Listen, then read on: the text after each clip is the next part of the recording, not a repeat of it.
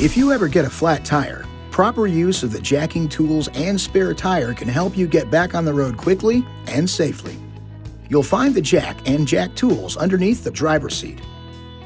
Before you get started though, first make sure you're parked on a firm, level surface, safely away from traffic, ice, or slippery areas.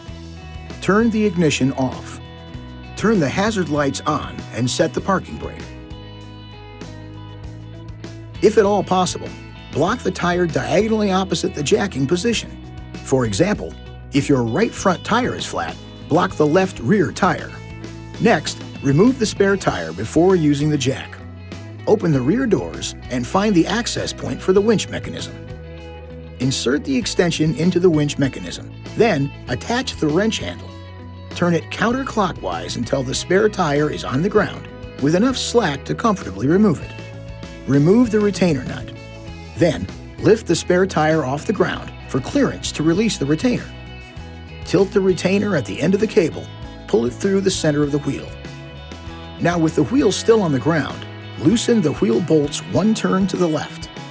Find the jacking location closest to the flat tire, indicated by the arrow-shaped indentations, and raise the jack by turning the jack screw to the right.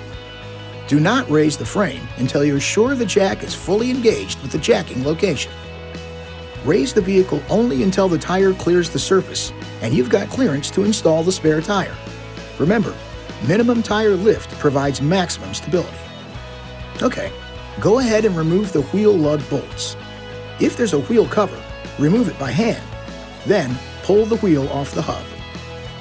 Now install the spare tire with the valve stem facing out. Damage could occur if the spare is mounted incorrectly. Use the mounting pin as a guide. Now reinstall any wheel cover, then lightly tighten the wheel bolts with the bolt install wrench. At this point, you can lower the jack by turning the jack screw to the left. When it's fully closed, you can remove the jack. Once on the ground, you can tighten the wheel bolts. Alternate bolts until each has been tightened twice. Use maximum effort for this final tightening.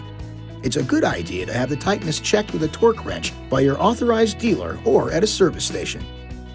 Now safely stow the flat tire and cable.